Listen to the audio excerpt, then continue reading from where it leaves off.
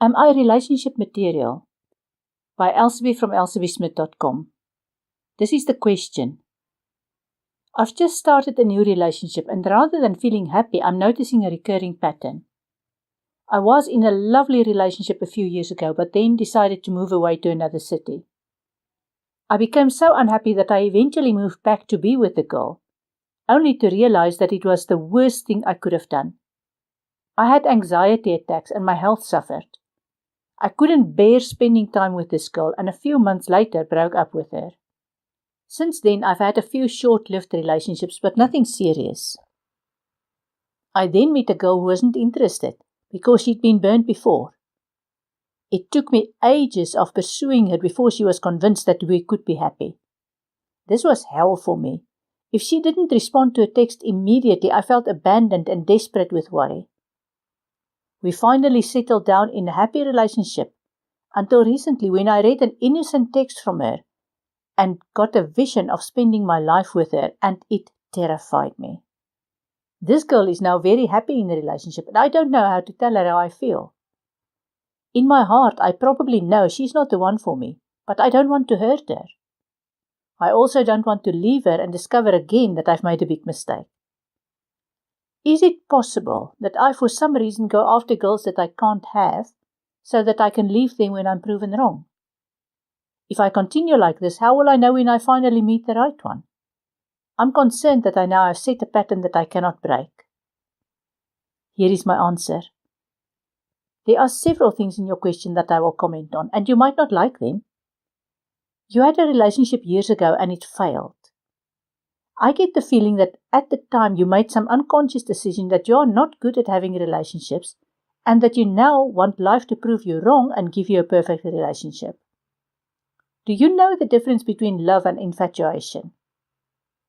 When you feel infatuation, you place the other person on a pedestal. It takes a lot of energy from your side to keep that person on a pedestal, especially when you realize that they are as human as you are. Infatuation doesn't last. It will burn out and it will make you tired. Does that mean you yet again failed at a relationship?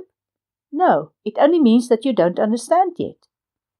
When you enter a relationship with expectations and those expectations are not met, the temptation is there to cut yourself off from the person who doesn't meet your expectations.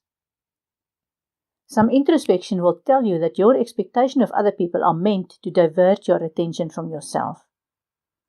Where you don't meet your own expectations, you have various options.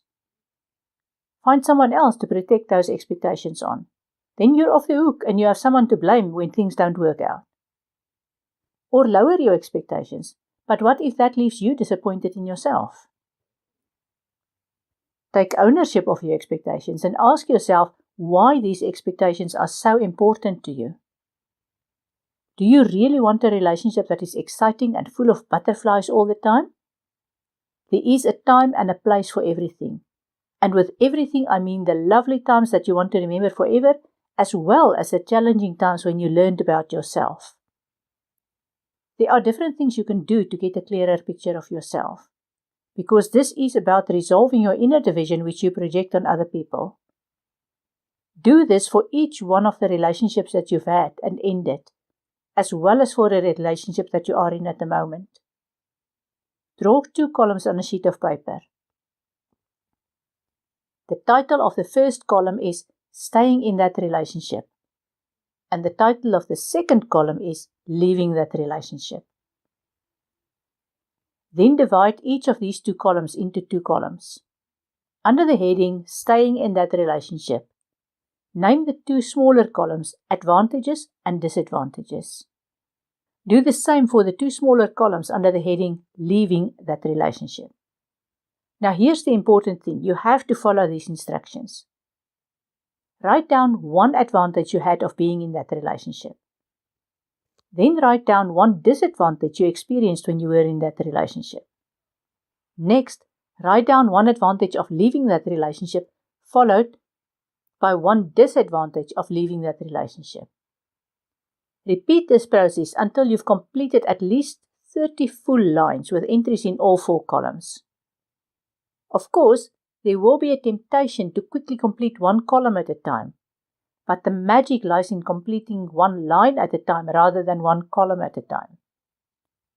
You will know when the magic has happened, and then you can report back to me. What will happen if you don't do this exercise? You will continue to collect one-sided relationships, and they are worth as much as one-sided coins. Everything in this universe has two sides. If you disown one side and remain infatuated with the other side, you will need a lot of all sorts of therapy, which incidentally will probably be as one-sided as a coin with no tail. Does this mean that in future you need to stay in a relationship even if it is very painful? Not necessarily. I'm saying that it is important to understand the purpose of any relationship, both in love, career, friendship, you name it. When you experience love in a relationship, you bask in it and you feel gratitude. When you experience hard times in a relationship, you need to detach yourself from the relationship and determine what the lesson is for you. We enter into relationships with significant people because they are our teachers. Their behavior and our responses teach us about ourselves. If we miss the lesson, we feel like victims and we ask, why me? How can they do this to me? If we search for the lesson, we take ownership and we ask, what am I learning from this? How is this relationship helping me to change from who I was to who I want to be?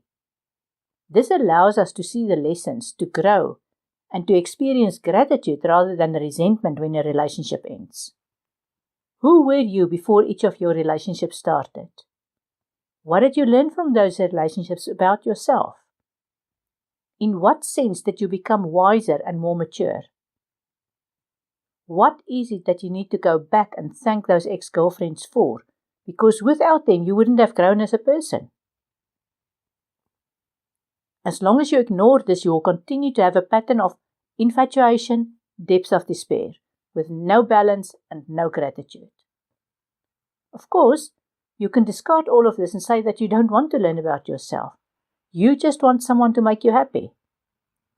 Do you really want someone else to make you happy?